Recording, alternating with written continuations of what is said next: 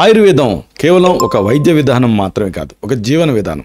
ఇంకా ఆ మాటకు వస్తే ఒక అద్భుతమైన క్యాన్వాస్ అని చెప్పొచ్చు. చూడండి, ఒక ఔషధంలో మీకు భయం లేదు అనే అర్థం వచ్చేలాగా ఔషధం పేరుందంటే ఆ ఔషధం తాలూకు గొప్పతనం, దాంట్లో ఉండేటువంటి రమణీయత మనకి అర్థమవుతుంది. ఇదే అభయారిష్టం. అంటే మన ఆరోగ్యానికి అభయం ఈ అభయారిష్ట, జీవితానికి ఒక వరం ఈ అభయారిష్ట. ఇంతకీ ఈ అభయారిష్టం ప్రత్యేకత ఏమిటి? అలాగే దీంతో ఎలాంటి సమస్యలు తగ్గించుకోవచ్చు, మలబద్ధకం లాంటి క్రానిక్ కండిషన్స్ నుంచి పూర్తిగా ఎలా బయటపడవచ్చు, ఈ మొత్తం సమాచారాన్ని ఈ వీడియోలో మనం తెలుసుకుందాం. మిత్రులారా నమస్కారం, నేను మీ డాక్టర్ చిరుమామిళ్ళ మురళీ మనోహర్. ఈ వీడియోలో చాలా అమేజింగ్ విషయం మనం తెలుసుకోబోతున్నాం. జీర్ణక్రియకి దివ్యమైన ఔషధం అభయారిష్ట. ఈ జీర్ణక్రియని ఒక్కదాన్ని సరిదిద్దగలిగితే అన్ని సమస్యల్ని సరిదిద్దొచ్చు. అది దీని గొప్పతనం.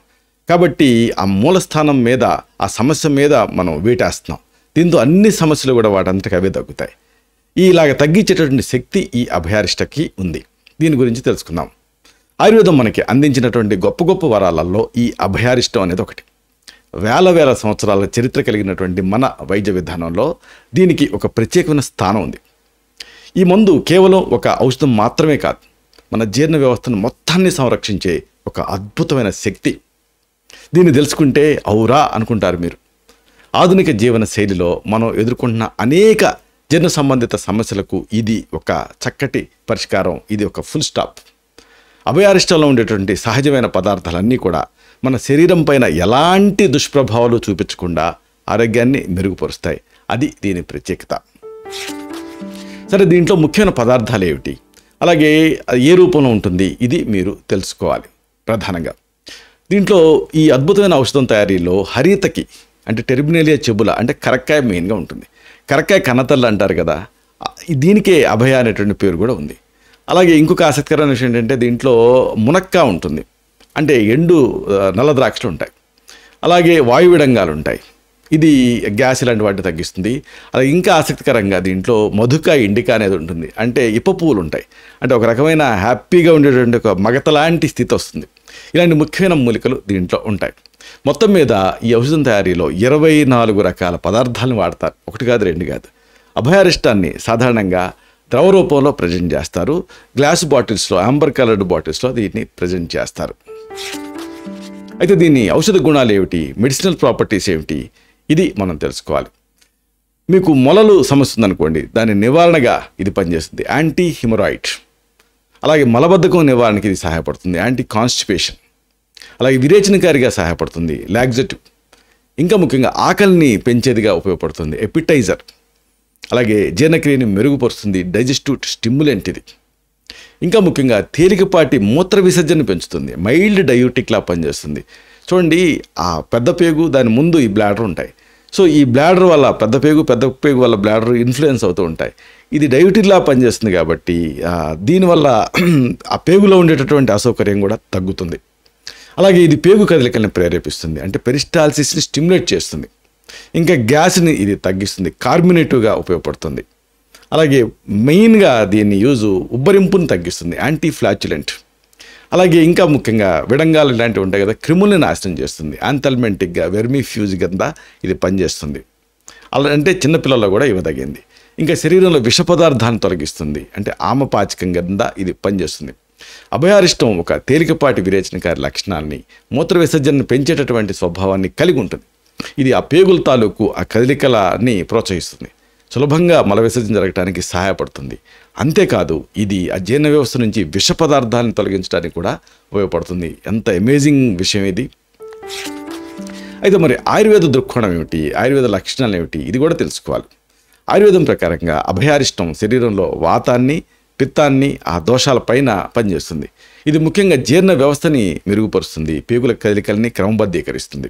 దీంట్లో ఉండేటువంటి పదార్థాలు ఆహారం సరిగ్గా జీర్ణం కావటానికి, పోషకాలని శరీరం గ్రహించడానికి తోడ్పడతాయి. ఇది మలబద్ధకం వల్ల వచ్చేటువంటి అనేక సమస్యల్ని నివారిస్తుంది, సహాయపడుతుంది. ఈ విషయాన్ని మరింత వివరంగా, అంటే ఎలాంటి కండిషన్స్లో ఈ అభయారిష్టాన్ని ఏ రూపంలో తీసుకోవాలి, ఇది మనం తెలుసుకుందాం. ప్రధానంగా మొలలు అంటే హిమరాయిడ్స్లో ఇది ఎలా పనిచేస్తుంది, ఎలా వాడుకోవాలి అనేది తెలుసుకుందాం. మొలల ట్రీట్మెంట్లో అభయారిష్ట ప్రధానంగా ఉపయోగపడుతుంది. అభయారిష్ట పేగు, పెద్ద పేగు ఉంటుంది కదా, దాని దిగువ భాగంలో ఒత్తిడిని తగ్గిస్తుంది. ఇది రక్తనాళాల వాపుని, అంటే టార్చస్ బ్లడ్ వెజల్సే మొలలు అంటాం కదా, ఆ మొలల లోపల ఉండేటువంటి ఆ వాపుని ఇది తగ్గించడానికి సహాయపడుతుంది. ఇది నిజంగా అద్భుతం. అంతేకాదు మొలలకి ప్రధాన కారణం ఏమిటి? మలబద్ధకం.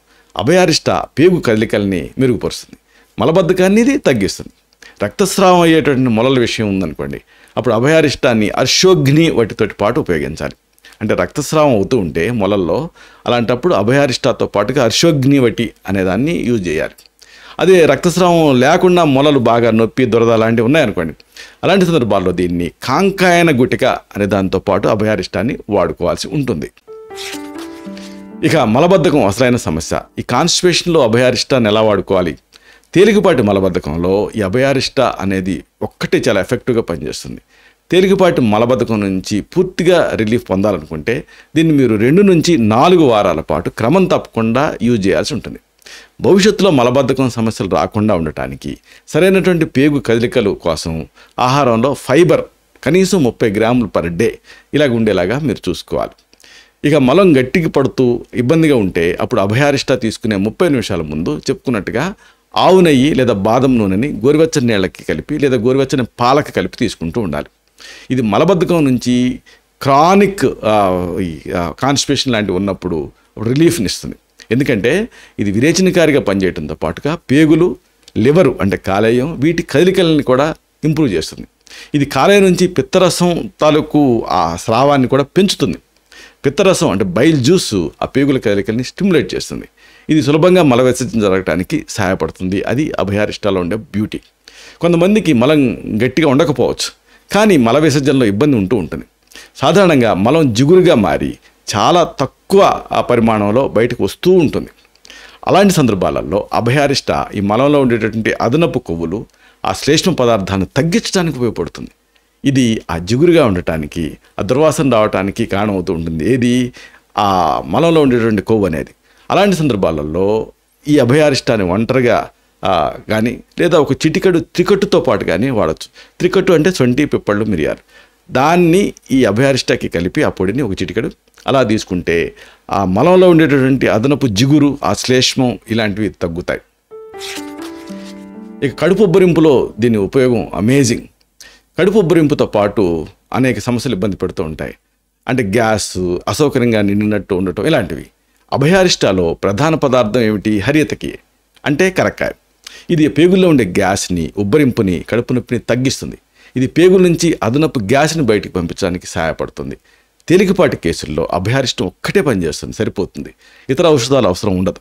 కానీ దీర్ఘకాలం పాటు ఇబ్బంది పడుతూ ఉంటే ఇలా ఉబ్బరింపు లాంటివి, అప్పుడు ఆరోగ్యవర్ధని వటి, లస్సునాది వటి వెల్లుల్లి నుంచి తయారవుతుంది. ఇలాంటి వాటిని కూడా ప్రిస్క్రైబ్ చేయాల్సి ఉంటుంది. ఇక మేజర్ యూజ్ దీనికి, ఇది పెద్ద పేగుని శుద్ధి చేస్తుంది. అంటే కోలాన్ క్లెన్సింగ్ అనేది సాధ్యమవుతుంది దీంతో. అభయారిష్ట పెద్ద పేగుని శుభ్రం చేయడానికి సహాయపడే అతి ఉత్తమమైనటువంటి ఆయుర్వేద ఔషధం. దీన్ని సుమారు 1 నెల పాటు క్రమం తప్పకుండా ఉపయోగిస్తుంటే ఆ పేగులు, పెద్ద పేగు ఆరోగ్యం ఇంప్రూవ్ అవుతుంది. ఇది ఆ పేగు గోడల నుంచి జిగురుగా ఉండేటటువంటి ఆమంని, అంటే ఆమ దోషాన్ని, అంటే విష పదార్థాలను తొలగించేస్తుంది. ఇది ఆ పేగుల తాలూకు బలాన్ని మెరుగుపరుస్తుంది. సహజమైన ఆ పేగు కదలికల్ని ఎస్టాబ్లిష్ చేస్తుంది, పునరుద్ధరిస్తుంది. ఇవన్నీ మలబద్ధకం, అన్ని ఉదర రకాల సంబంధిత వ్యాధులు నయం చేయడానికి సహాయపడతాయి. సరే, ఈ యానల్ ఫిషర్స్లో ఎలా పనిచేస్తుంది? మలద్వారం చీరుకుపోతూ ఉంటుంది. అలాంటి సందర్భాలలో దీన్ని వాడుకోవచ్చా? ఇది కూడా తెలుసుకుందాం. ఈ మలద్వారం చీలకి ప్రధాన కారణం ఏంటి? కాన్స్టిపేషన్, అలాగే మలం గట్టిపట్టడం.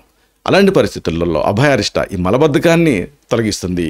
అప్పుడు ఏం జరుగుతుంది? ఆ మలం గట్టిపట్టడం, దానివల్ల వచ్చేటటువంటి అలవాటు, ఇలాంటి వాటిని తగ్గించడానికి సహాయపడుతుంది. ఇది మీరు తెలుసుకుంటే అవురా అనుకుంటారు. అంటే ఇలాంటి సందర్భాలలో ఈ అభయారిష్ట తీసుకునే 30 నిమిషాల ముందు 1 టీ స్పూన్ ఆవు నెయ్యి లేదా బాదము నూనెని గోరువెచ్చని నీళ్ళతో తీసుకోవాలి. తర్వాత అభయారిష్ట తీసుకోవాలి. ఈ చిట్కా మలం గట్టిపట్టడం అనేది జరగకుండా చేస్తుంది, అద్భుతమైన ఫలితాన్ని ఇస్తుంది. ఈ యానల్ ఫిషర్ అంటే మలద్వారం చీరిగిపోయినప్పుడు స్థానికంగా కూడా ట్రీట్మెంట్ అవసరం. జాత్యాది తైలం అని ఉంటుంది. దీన్ని ఎక్స్టర్నల్గా అప్లికేషన్కి వాడాల్సి ఉంటుంది. ఎందుకంటే ఇది త్వరగా కోలుకోవటానికి, ఆ ఫిషర్ అంటే చీలిక వేగంగా నయం కావడానికి సహాయపడుతుంది. అదనంగా ఇంకా కావాలనుకుంటే ఈ పైలెక్స్ ఆయింట్మెంట్ హిమాలయ డ్రగ్ కంపెనీది, లేదా పైలీఫ్ ఆయింట్మెంట్ చెరకు వాళ్ళది, ఇలాంటి ఔషధాలు కూడా వాడుకోవచ్చు. దీంతో యానల్ ఇచింగ్, మంట, అసౌకర్యం ఇలాంటివి చాలా ఎఫెక్టివ్గా తగ్గుతాయి. తీవ్రమైనటువంటి యానల్ ఫిషర్ అంటే మలద్వారం చీరిక పోయినప్పుడు అలాంటి సందర్భాల్లో ఇక ఇన్ఫెక్షన్ తగ్గాలి కదా, అందుకని గంధక రసాయనం, రజిత భస్మం, ప్రవాళ పిష్టి ఇలాంటి అదనపు అంతర్గత ఔషధాన్ని ప్రిస్క్రైబ్ చేయాల్సి ఉంటుంది. అయితే చాలామందికి వచ్చే డౌటు దీన్ని ఎలా వాడాలి, ఏ మోతాదులో వాడాలి అని. అభయారిష్ట సాధారణ ఆయుర్వేద మోతాదు ఎలా ఉంటుంది అంటే ఏజ్ రిలేటెడ్గా ఉంటుంది. పిల్లలు అనుకోండి వాళ్ళ శారీరక బరువులో ప్రతి కేజీకి 0.5 ml ఇవ్వాలి. పెద్దలు అనుకోండి 15 to 30 ml అంటే 1 టేబుల్ స్పూన్ నుంచి 2 టేబుల్ స్పూన్ల వరకు ఇవ్వాలి. గర్భిణీ స్త్రీలకు వాడకపోవటం మంచిది, ఎందుకంటే ఏమో ఒక్కోసారి ఆ స్ట్రాంగ్ మోషన్స్ అయితే మళ్ళీ అది ఆ పిండం మీద ప్రభావం పడవచ్చు. కాబట్టి గర్భిణీ స్త్రీల విషయంలో తప్పనిసరిగా వైద్య సలహాతో వాడుకోవటం మంచిది. పాలిచ్చే తల్లులు వాడుకోవచ్చు దీన్ని 15 ml అంటే 1 టేబుల్ స్పూన్ మోతాదుగా వాడాలి. వృద్ధులు అనుకోండి 15 ml వాడాలి. రోజుకి గరిష్టంగా ఎంతవరకు తీసుకోవచ్చు, మ్యాక్సిమం అంటే 60 mlకి మించి తీసుకోకపోవటం మంచిది. అయితే అభయారిష్టాన్ని ఎలా తీసుకోవాలి అంటే ఎప్పుడు కూడా సమాన భాగం అంటే సమాన పరిమాణంలో నీళ్లతోటి కలిపి, గోరువెచ్చని నీళ్ళు అయితే మంచిది, భోజనం తర్వాత రోజుకి 2 సార్లు తీసుకోవాలి. లేదా కండిషన్ బట్టి వైద్య సలహాతోటి దీని డోస్ని ఆల్టర్ చేసుకోవచ్చు. అయితే మరి దీంట్లో సేఫ్టీ ఎంత, ఇది చాలామందికి వచ్చే అనుమానం. అభయారిష్ట సాధారణంగా దీంట్లో అన్నీ కూడా వంటగదిలో ఉపయోగించే పదార్థాలే ఉంటాయి. కాబట్టి ఇది స్వల్పకాలిక దీర్ఘకాలిక ఉపయోగాలకి చాలా సురక్షితమైంది. ఎంతకాలమైనా కానీ వైద్య సలహాతో దీన్ని వాడుకోవచ్చు. అంటే మరి ఎలాంటి దుష్ప్రభావాలు ఉండవా, అసలు సైడ్ ఎఫెక్ట్స్ ఏ ఉండవా అనేది చాలామందికి వచ్చే డౌట్. ప్రతి ఎఫెక్ట్కి సైడ్ ఎఫెక్ట్ అనేది యాంటిసిపేటెడ్. ఆఖరికి మనం పాలు తాగినా కానీ కొంతమందికి పడదు. కానీ దీన్ని రికమెండెడ్ డోస్లో కనుక అభయారిష్టాన్ని వాడితే ఎలాంటి దుష్ప్రభావాలు కనిపించలేదు. చాలా అరుదైన సందర్భాల్లో ఇది కాస్త లూజ్ మోషన్ కలిగించేటువంటి అవకాశం ఉండొచ్చు, ఎందుకంటే అసలు దాని పర్పస్ అది కాబట్టి. ఈ దుష్ప్రభావం చాలా అరుదైన సందర్భాల్లో ముఖ్యంగా పిత్త శరీరం ఉండేవాళ్ళలో కనిపిస్తూ ఉంటుంది. ఇక చాలామందికి వాడకం విషయంలో కొన్ని డౌట్స్ వస్తూ ఉంటాయి. వీటిని తెలుసుకోవటం అనేది అవసరం. అంటే ప్రధానంగా అడిగేది ఏంటంటే అభయారిష్టాన్ని ఎంతకాలం తీసుకోవచ్చు అని. తేలికపాటి మలబద్ధకం కోసం 2 నుంచి 4 వారాలు క్రమం తప్పకుండా దీన్ని వాడాల్సి ఉంటుంది. క్రానిక్ కాన్స్టిపేషన్ విషయంలో వైద్య సలహా అనేది పాటించడం అనేది అవసరం. అయితే అభయారిష్టాన్ని భోజనానికి ముందు తీసుకోవాలా లేదా తర్వాత తీసుకోవాలా అని అడుగుతూ ఉంటారు. సాధారణంగా దీంట్లో ఈ డైజెషన్కి హెల్ప్ఫుల్గా ఉండేటువంటి అంశాలు ఉంటాయి కాబట్టి అభయారిష్టాన్ని ఎప్పుడు భోజనం తర్వాత తీసుకోవటం మంచిది. అయితే పిల్లలకి అభయారిష్టం ఇవ్వచ్చా, సురక్షితమైందేనా, గర్భిణీ స్త్రీలు వాడచ్చా, ఇది చాలామంది అడిగేటటువంటి ప్రశ్న. పిల్లలకి వాళ్ళ శారీరక బరువు ప్రకారంగా మోతాదులో ఇస్తే సురక్షితమే, అయితే వైద్య సలహాతో ఇవ్వాలి. అలాగే గర్భిణీ స్త్రీలు అభయారిష్టాన్ని ఉపయోగించవచ్చా అని అడుగుతూ ఉంటారు. గర్భిణీ స్త్రీకి ఈ అభయారిష్టం అనేది ఇవ్వటం అంటే తీసుకోవటం అనేది ఓవర్ ద కౌంటర్ డ్రగ్ లాగా తీసుకోవటం మంచిది కాదు, తప్పనిసరిగా వైద్య సలహాతోటే తీసుకోవాలి. ఇక అభయారిష్ట తీసుకునేటప్పుడు ఆహారంలో ఏదైనా మార్పులు చేసుకోవాలా అనేది చాలామంది అడుగుతూ ఉండే విషయం. ఫైబర్ ఎక్కువ ఉండేటువంటి ఆహారాన్ని తీసుకోవటం, తగినంత నీళ్లు తాగటం మంచిది. ముక్తాయింపుగా ఒక ముఖ్యమైన మాటను మీకు చెప్పే తీరాలి. అభయారిష్టం నిజంగా ఒక అద్భుతమైన ఔషధం. ఇది మన జీర్ణ వ్యవస్థని ఆరోగ్యంగా ఉంచడానికి, అనేక సమస్యల నుంచి మనల్ని రక్షించడానికి సహాయపడుతుంది. ఆయుర్వేదం మనకు అందించిన ఈ అమూల్యమైన అమోఘమైన ఔషధాన్ని మనం తప్పకుండా దీని గురించి తెలుసుకోవాలి, దీని యూజెస్ తెలుసుకోవాలి, అవసరమైనప్పుడు దీన్ని ఉపయోగించుకోవాలి. మీ ఆరోగ్యం అనేది మీ చేతుల్లోనే ఉంటుంది. సరైన జీవన శైలిని పాటిస్తూ అభయారిష్ట లాంటి సహజమైన ఔషధాల సహాయంతో మీరు ఆరోగ్యంగా సంతోషంగా ఉండగలుగుతారు. అనంతమైన బాధలకి ఇక సెలవు. ఇది తెలుసుకుంటే మీలో ఒక కొత్త ఆశ చిగురిస్తుంది. ఇలాంటి మరిన్ని ఇన్ఫర్మేటివ్ వీడియోస్ కోసం ఈ ఛానల్ సబ్స్క్రైబ్ చేసుకోండి. అలాగే ఈ వీడియోలు అప్లోడ్ అవడంతోనే మీరు ఆ విషయం తెలుసుకోవాలనుకుంటే అప్పుడు బెల్ బటన్ క్లిక్ చేయండి. అప్పుడు మీకు ఒక నోటిఫికేషన్ వస్తుంది. ఆ నోటిఫికేషన్ మీరు క్లిక్ చేస్తే ఆ వీడియోని మిస్ కాకుండా చూడగలుగుతారు. అలాగే ఈ వీడియో మీకు నచ్చితే లైక్ చేయండి. అప్పుడు ఇది మరింత ఎక్కువ మందికి రికమెండ్ అవుతుంది. ఈ వీడియో తలకు పర్పస్ సర్వ్ అవుతుంది. అంటే అందరికీ ఆరోగ్యాన్న మన అభిలాష, మన ఆకాంక్ష నెరవేరుతాయి. అలాగే మరొక ముఖ్యమైన విషయం, మీరు ఎప్పుడైనా ఈ అభయారిష్ట వాడారా, లేదా కాన్స్టిపేషన్ తగ్గించుకోవడానికి ఏదన్నా ఒక ఆయుర్వేదిక్ మెడిసిన్ వాడారా, అంతకుముందు అల్లోపతి వాడుతూ ఆయుర్వేదానికి షిఫ్ట్ అయ్యారా, అప్పుడు మీలో కనిపించినటువంటి మార్పులు ఏమిటి, ఎలా ఫీల్ అయ్యారు, ఇలాంటి మీ అనుభవాన్ని కామెంట్ సెక్షన్లో పోస్ట్ చేయండి. అప్పుడు ఇది మరింత మన సబ్స్క్రైబర్స్కి ఉపయోగకరంగా ఉంటుంది. ఒక ఫస్ట్ హ్యాండ్ ఇన్ఫర్మేషన్ లాగా ఉంటుంది. ఒక హెల్దీ కమ్యూనిటీ బిల్డప్ అవుతుంది. శతం జీవ శరదో వర్ధమానః, శతం హేమంతాన్ శతం వసంతాన్. 100 శరత్తులు, 100 హేమంతాలు, 100 వసంతాలు వర్ధిల్లుతూ జీవించండి. Stay healthy, stay happy, be positive, keep smiling. Love you all. శుభం.